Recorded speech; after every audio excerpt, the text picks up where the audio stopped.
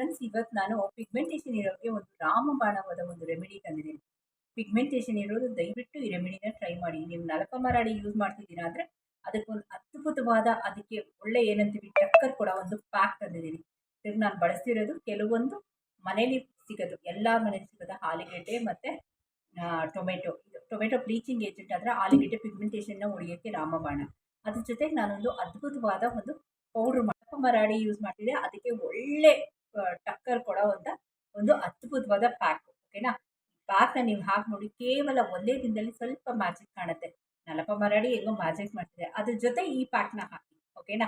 So ಇವತ್ತಿನ video ತುಂಬ special ಆಗಿದೆ ಅಂತ ಹೇಳ್ತಾ ಬನ್ನಿ ಇವತ್ತಿನ ವಿಡಿಯೋ.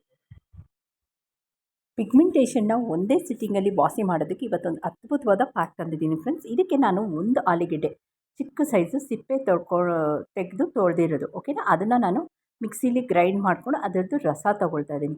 ಇದು ಇನ್ಸ್ಟೆಂಟ್ ಬ್ಲೀಚು. ನೀವು ಎಲ್ಲಾದರೂ ಯಾರನ್ನಾದರೂ ಕೇಳಿ ಎಲ್ಲರೂ ಹೇಳ್ತಾರೆ ಆಲೂಗೆಡ್ಡೆ ಬೆಸ್ಟ್ ರೆಮಿಡಿ ಪಿಗ್ಮೆಂಟೇಷನ್ಗೆ, ನೀವು ಮನೆ ಮದ್ದು ಅಂತ ನೋಡೋಕ್ಕೆ ಹೋದಾಗ. ಓಕೆನಾ? ಆಲೂಗೆಡ್ಡೆ ರಸ ತೊಗೊಳ್ತಾ ಇದ್ದೀನಿ. ಒಂದು ಚಮಚ ಆದರೆ ಸಾಕು ನನಗೆ. ಚೆನ್ನಾಗಿ ಅದನ್ನು ಬೇಕಾದ್ರೆ ತುರಿದು ಬೇಕಾದ್ರೂ ಮಾಡ್ಕೊಳ್ಬೋದು. ಇದು ಒಂದು 5 ನಿಮಿಷ ರೆಸ್ಟ್ ಮಾಡಬೇಕು. ಯಾಕೆ ಅಂದರೆ ಆಲೂಗೆಡ್ಡೆ ರೆಸ್ಟ್ ಆದಾಗ ನಮಗೆ ಅದು ಕೆಳಗಡೆ ಭಾಗದಲ್ಲಿ ನಮಗೆ ಕಾರ್ನ್ ಸ್ಟಾರ್ಚ್ ಅಂತ ಹೇಳ್ತೀವಲ್ಲ, ಅದು ಫಾರ್ಮ್ ಆಗುತ್ತೆ. ನನಗದು ಫಾರ್ಮ್ ಆಗಬೇಕು. ಒಂದು 5 ನಿಮಿಷ ರೆಸ್ಟ್ ಆಗಲಿ, ಆಮೇಲೆ ಇದು ಯೂಸ್ ಮಾಡೋಕ್ಕಾಗೋದು.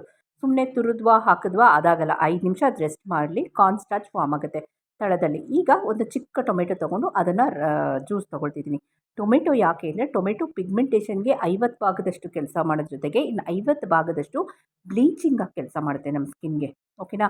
ಈ ಹೈ ಬ್ಲೀಚಿಂಗು ನಮಗೆ ನಮ್ಮ ಸೋಡಾ ಮತ್ತು ನಿಂಬೆಹಣ್ಣಲ್ಲಿದೆ. ಸೊ ಅವೆರಡೂ ನಾವು ಉಪಯೋಗಿಸಲ್ಲ. ಇಲ್ಲಿ 1 ಚಮಚದಷ್ಟು ಆಲೂಗೆಡ್ಡೆ ರಸ, 1 ಚಮಚದಷ್ಟು ಟೊಮೆಟೊ ಹಣ್ಣು, ಯಾವುದಾದ್ರೂ ಪರವಾಗಿಲ್ಲ. ಟೊಮೆಟೊ ಹಣ್ಣು ಚಿಕ್ಕದಾಗಿರಲಿ, 1 ಚಮಚ ಸಾಕು.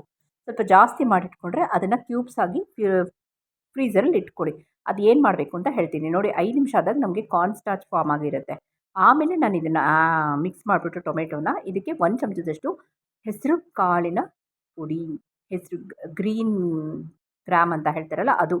ಇದಂತೂ ಅತಿ ಅದ್ಭುತವಾದ, ಇದು 3 ನಾನು ಏನು ಮಿಕ್ಸ್ ಮಾಡಿದ್ದೀನಿ ಎಲ್ಲ ಪಿಗ್ಮೆಂಟೇಷನ್ಗೆ ವರ್ಕ್ ಮಾಡೋದು.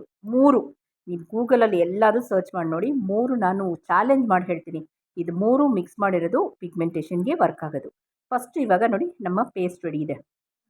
ಓಕೆನಾ? ಇದಕ್ಕೆ ನಾನು ಹೇಳಿದಂಗೆ ರೋಸ್ ವಾಟ್ರ್, ನೀರು ಏನೂ ಇಲ್ಲ. ನಲಪ ಮರಾಡಿ ತೊಗೊಂಡು 2ರಿಂದ 3 ಡ್ರಾಪ್ಸ್ ತೊಗೊಂಡು, ನಿಮ್ಗೇನಾದ್ರು ಕಮ್ಮಿ ಇದೆ ಪಿಗ್ಮೆಂಟೇಷನ್ ಅಂದರೆ 2ರಿಂದ 3. ಇಲ್ಲ ಹೇಮ ನಮಗೆ ಪಿಗ್ಮೆಂಟೇಷನ್ ಇಲ್ಲ, ಕಮ್ಮಿ ಆಗ್ತಿದೆ ಅಂದರೆ ಒಂದು ಅರ್ಧ ಚಮಚ ಧಾರಾಳವಾಗಿ ತೊಗೊಂಡು ಒಂದು 5 ನಿಮಿಷ ಮಸಾಜ್ ಮಾಡಿ ಫ್ರೆಂಡ್ಸ್.